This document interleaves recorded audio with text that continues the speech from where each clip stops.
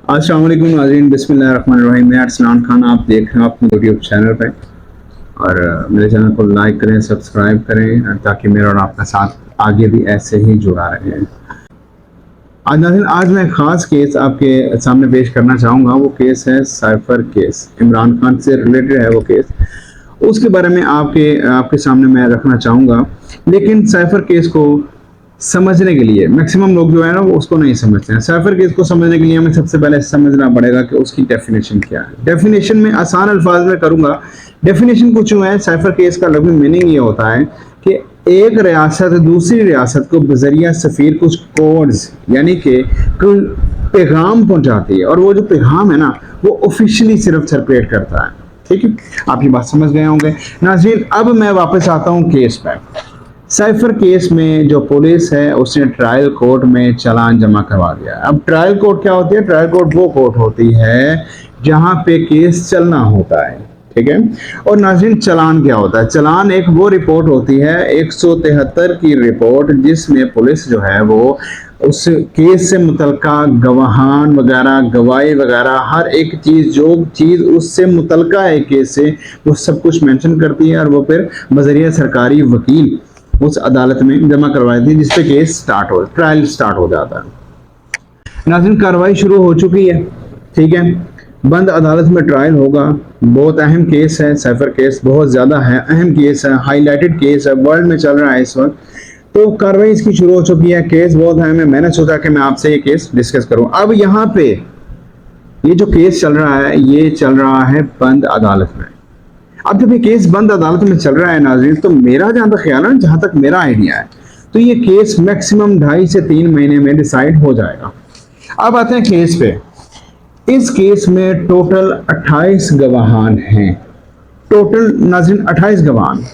अब उनमें साबका सेक्रेटरी खारजा हो गया, मौजूदा सेक्रेटरी खारजा हो गया, एडिशनल सेक्रेटरी खारजा। ये आम अल्फाज में आप उसको लें तो ऐसा है कि वजारत खारजा से लेकर प्राइम मिनिस्टर ऑफिस तक पहुंचने तक साइफर वो जितनी भी चेन है सारी की सारी चेन को गवाह बनाया गया। जैसा कि फर्ज फोज अरसलान ने साइफर दिया, सजाद को सजाद ने दिया, शेर खान को शेर खान ने दिया, खालिद को खालिद ने दिया, जुनेद को जुनेद से चला गया इमरान के पास। अब ये जो चेन है ना, इस पूरी चेन को गवाह बनाया गया। नाजरीन इस केस में एक गवाह जो वादा माफ गवाह बने हैं वो हैं इमरान खान, साबका वज़ीर आज़म के प्रिंसिपल सेक्रेटरी आज़म खान, वो हैं। ठीक है, अब इसमें दो किस्म के इल्ज़ामात हैं। पहला इल्ज़ाम यह है कि इमरान खान ने वो जो साइफर था उसको मिटा दिया, या उसको हड़प कर लिया, या गायब कर लिया, या उसको छिपा दिया।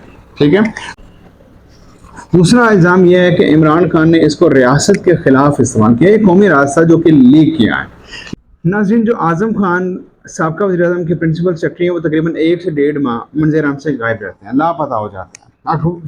समझ नहीं आता किधर चले गए। 1 से 1.5 माह बाद जब वो सामने आते हैं तो वो इमरान खान के खिलाफ वादा माफ गवाह बन जाते हैं, और बाकायदा ये बयान देते हैं कि वो पेशावर में अपने किसी दोस्त के यहाँ रह रहे थे, 1 से 1.5 माह रह रहे थे। नाज़रीन आज़म खान का 164 का बयान रिकॉर्ड होता है।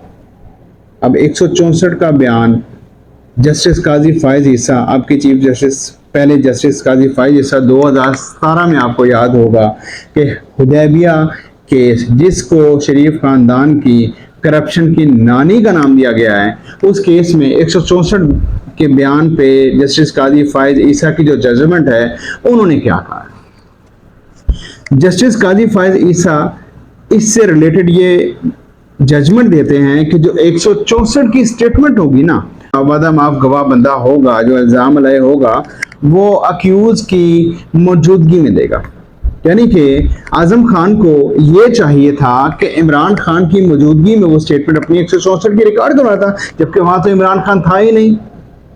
दूसरा जो हक जस्टिस काजी फायद ईसा के जजमेंट से एक मुल्ज़िम को दिया गया है वो ये है कि जब कोई वादा माफ गवाह 164 का बयान देगा तो जो इल्ज़ाम लय होगा वो उस पर क्रॉस कर सकता है। यहाँ पे तो ना इल्ज़ाम लय जो मेन बंदा था, इल्ज़ाम लय इमरान को तो मौके पे मौजूद नहीं था, اور ساتھ میں اس پہ جرا بھی نہیں گیا.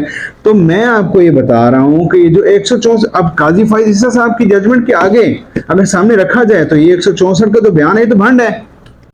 دوسرا الزام، ناظرین اب میں دوسرے الزام میں آؤں گا. دوسرا الزام یہ ہے کہ عمران خان نے اس سائفر کو ریاست کے خلاف غلط استعمال کیا اور سیکریسی کو نقصان پہنچایا. ناظرین اس کے لیے میں ایک حلف ہے جو عمران خان نے وزیر اعظم بننے پہ عمران خان نے لیا تھا، وہ میں آپ کے سامنے پڑھوں گا.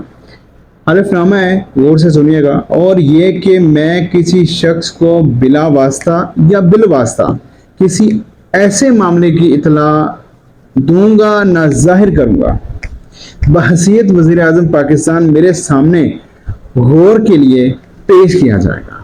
یہ میرے علم میں آئے گا. یعنی جو چیز میرے علم میں آئے گی نا، وہ میں کسی تیسرے پرسن کو ڈائریکٹلی یا انڈائریکٹلی کسی کے ساتھ شیئر نہیں کروں گا یا اس کو لیک نہیں کروں گا.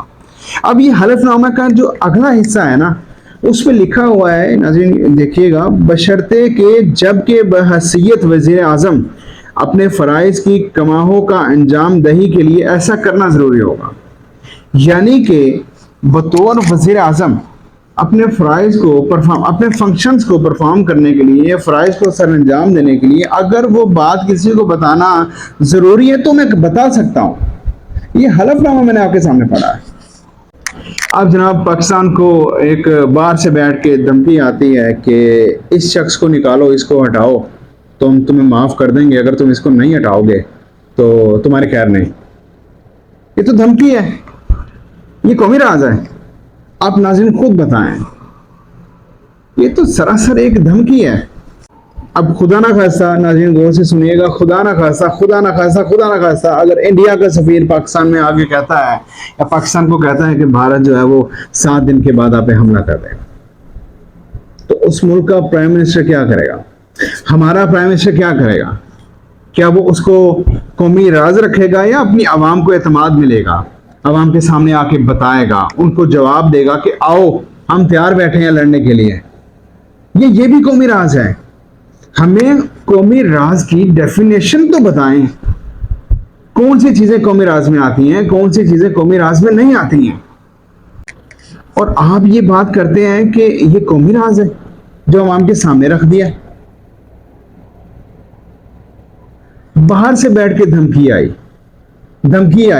آنے کے بعد نیشنل سیکیورٹی ایجنسیز نے، یا ان کی کانفرنس ہوئی، وہاں سے دھمکی آتی ہے. نیشنل سیکیورٹی ایجنسی اس کو انڈورس کرتی ہے، اس کے سفیر کو پیغام دیتی ہے کہ یار تمہاری اسٹیٹ کا رویہ غیر مناسب اور ناخوشگوار ہے.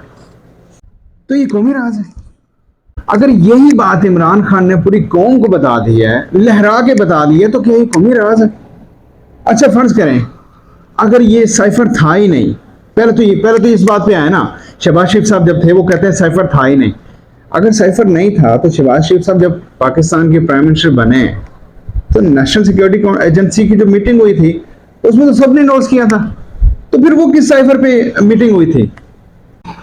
یہاں بات صرف اتنی ہے کہ کیا کسی ملک کو یہ حق حاصل ہے کہ اپنی اسٹیٹ میں بیٹھ کے کسی دوسری اسٹیٹ کو دھمکی دے رہا ہے کہ یہ کرو نہ تو وہ ہو جائے گا، وہ کرو نہیں تو یہ ہو جائے گا؟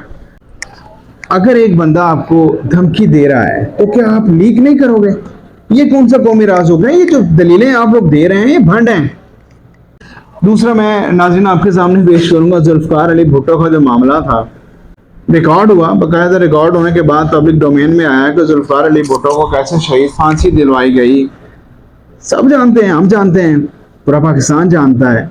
ذوالفقار علی بھٹو نے جتنی اسلامک اسٹیٹس تھیں سب کو اکٹھا کیا. انہوں نے ایٹم بم کی بنیاد رکھی، بنانے کی بنیاد رکھی. کسی کو نہیں پسند آیا، پھانسی پہ چڑھوا دیا. اب جس بندے نے جرم کیا ہے اس کو ہم یہی کہیں گے نا کہ اس نے جرم کیا ہے. تو یہ کون سا قومی راز ہو گیا؟ جو کیس آپ کے سامنے میں نے آج پیش کیا ہے، ٹرائل کورٹ میں سمجھ آتا ہے ان کو سزا ہو جائے گی، کوئی نہیں. لیکن اوپر والی جو عدالتیں ہیں نا، وہاں پہ یہ بھنڈ کیس ہے، تو یہ ویسے ہی ختم ہو جائے گا. ناظرین بہت بہت شکریہ آپ کا. ملتے ہیں اگلے ولاگ میں اگلے کیس کے ساتھ.